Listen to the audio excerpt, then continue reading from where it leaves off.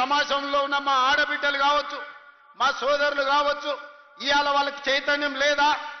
వాళ్ళకి ఏం కావాలనో ఏం సాధించుకోవాలో వాళ్ళకి తెలియదా? ఎవడో ఎక్కడి నుంచో వచ్చి ఇక్కడ రెచ్చగొడితే ఇక్కడ ఉండే రైతులను, ఇక్కడ ఉండే పేదలను తప్పు దారి పట్టించి ఈ ప్రభుత్వం మీద బురద జల్లే ప్రయత్నం చేస్తే తిప్పికొట్టే శక్తి నల్గొండ జిల్లా రైతాంగానికి లేదా అని నేను అడుగుతున్నా. మిత్రులారా, నాడు నిజాం నవాబులనే దిగంతాలకు తరిమి కొట్టిన గడ్డ సాయుధ రైతాంగ పోరాటంలో నేలకు ఒరిగినా గాని తుపాకీని వదలకుండా పోరాటం చేసిన గడ్డ ఈ రోజు మనం స్వేచ్ఛను అనుభవిస్తున్నామంటే, ఈ రోజు ప్రజాస్వామిక రాష్ట్రంలో మనం ఈ రోజు మనగడ సాధించినామంటే నల్గొండ ప్రాంతంలో జరిగిన సాయుధ రైతాంగ పోరాటమే ఈ రోజు మనకి స్వేచ్ఛనిచ్చింది. ఆనాటి సాయుధ రైతాంగ పోరాటాన్ని నిర్మించిన నల్గొండ జిల్లా ఈ రోజు చైతన్యం కోల్పోయింది అనుకుంటున్నారా? లేకపోతే నల్గొండ జిల్లాకు కావాల్సిన ప్రాజెక్టులను సాధించుకోలేరు అనుకుంటున్నారా గత పాలకులు అని చెప్పి నేను సందర్భంగా అడగదలుచుకున్నాను. మిత్రులారా, 10 సంవత్సరాలు 20 లక్షల కోట్లు వాళ్ళ దగ్గరకు వచ్చినాయి. 20 లక్షల కోట్ల రూపాయలు వాళ్ళ జేబుల్లో ఉంటే 2000 కోట్లతోని ఎస్ఎల్బీసీని ఎందుకు పూర్తి చేయలేదో అడగండి. ఇవాళ ఈ ప్రాంతంలో ఉన్న సాగునీటి ప్రాజెక్టులు ధర్మారెడ్డి కాలువ కావచ్చు, పిలాయపల్లి కాలువ కావచ్చు, లేకపోతే గంధమల్ల కావచ్చు, ఏ ఒక్క ప్రాజెక్టు కూడా పూర్తి కాలేదు. 10 ఏళ్లలో ఇవాళ మనం పూర్తి చేయాలి అనుకుంటే కాళ్ళల్లో కట్టెబెట్టి కింద పడేయాలని చూస్తూ ఇవాళ మీకు ఎందుకు మెడికల్ కాలేజ్ కట్టలేదు? ఇవాళ యాదగిరి గుట్ట మీద కాంట్రాక్టులు ఇచ్చి ఎవరికి మెక్కినరో ఇవాళ మీకు అందరికీ తెలుసు. నేను ఆరోపణలు చేయదలుచుకోలేదు, దేవుడిని వివాదాలకు రాజకీయాలకు లాగదలుచుకోలేదు. కానీ అది ఊరికే పోయిందా?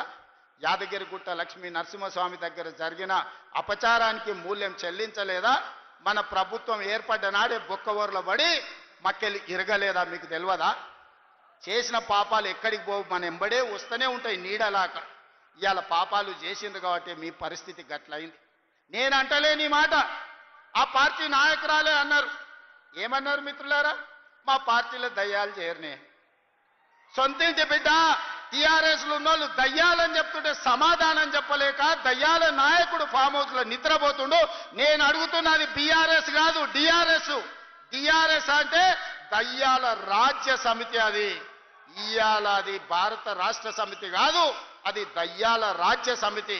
అందుకే ఇవాళ ఈ వేదిక మీద నుంచి తెలంగాణ ప్రజలకు నేను మాట ఇస్తున్నా, అవి దయ్యాలు కాదు, కొరివి దయ్యాలను వాళ్ళని పొలిమేర్లు దాటే వరకు తరిమి కొట్టే బాధ్యత 4 కోట్ల తెలంగాణ ప్రజల తరఫున మీ సోదరుడిగా నేను ఆ బాధ్యత తీసుకుంటా.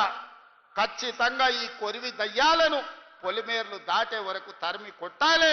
దాంట్లో మీ సహకారం ఉండాలి. నల్గొండ బిడ్డలు ముందు బాగానే నిలబడాలి అని చెప్పి నేను మా మిత్రులకు విజ్ఞప్తి చేస్తున్నా. ఇవాళ మిత్రులారా, నేను ప్రభుత్వ ఉద్యోగుల గురించి చర్చించినాం.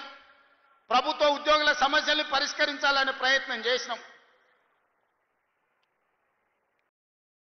వాళ్ళ డిఏల సంగతి, వాళ్ళ సమస్యల సంగతి మా బట్టి విక్రమార్క గారు, మా నాయకులు శ్రీధర్ బాబు గారు అందరు చర్చించి ఒక కొలిక్కు పట్టుకొచ్చినాం.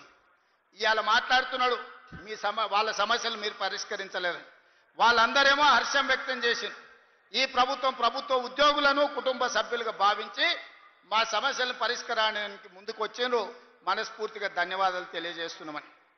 సరే, ఆరోపణలు ప్రత్యారోపణలు పక్కన పెట్టండి. నేను ఇవాళ ఈ వేదిక మీద నుంచి 5 లక్షల తెలంగాణ ప్రభుత్వ ఉద్యోగులను అడుగుతున్నా. వాళ్ళ సతీమణులను నేను అడుగుతున్నా. మీ సోదరుడిగా అక్క, అవ్వ, అమ్మ 10 ఏళ్లలో చంద్రశేఖరరావు ముఖ్యమంత్రిగా ఉన్నప్పుడు ఏనాడైనా 1వ తారీఖు నాడు మీ ఆయన జీతాలు ఖాతాలో పడ్డాయా? నెల జీతం 1వ తారీఖు నాడు వస్తే వచ్చే ఎన్నికల్లో నాకు ఓటు ఇయ్యకండి. నేను తెలంగాణ రాష్ట్ర ప్రభుత్వానికి ముఖ్యమంత్రిగా బాధ్యత చేపట్టినాక ఈ 5 లక్షల ప్రభుత్వ ఉద్యోగస్తులకు 1వ తారీఖు నాడే మొత్తం జీతం మీ ఖాతాలో వేస్తే మీరు అండగా నిలబడండి. ప్రజా ప్రభుత్వాన్ని ఆశీర్వదించండి. నెల ప్రభుత్వ ఉద్యోగులకు జీతాలు ఇవ్వలేనోడు, దివాలా తీసిన దద్దమ్మలాక ఇన్స్టాల్మెంట్ల జీతాలు చెల్లించినోడు ఇవాళ వచ్చి నన్ను ప్రశ్నిస్తాడా? నువ్వా నన్ను అడిగేది? 10 ఏళ్ళు ఈ రాష్ట్రాన్ని దోసుకొని, రాష్ట్రాన్ని తగలబెట్టి, రావణ కాష్టంగా మార్చి 8 లక్షల కోట్ల రూపాయల అప్పు చేసి రాష్ట్రాన్ని దివాలా తీపించి విద్యార్థులను, రైతులను, ఉద్యమకారులను పొట్టన పెట్టుకొని బంగారు తెలంగాణ ముసుగులో బొందలగడ్డ తెలంగాణ చేసిన దిక్కుమాలిన ప్రతి ఎదవ ఈ రోజు మనల్ని వచ్చి విమర్శిస్తాడా? కార్యకర్తలారా ఆలోచన చేయండి.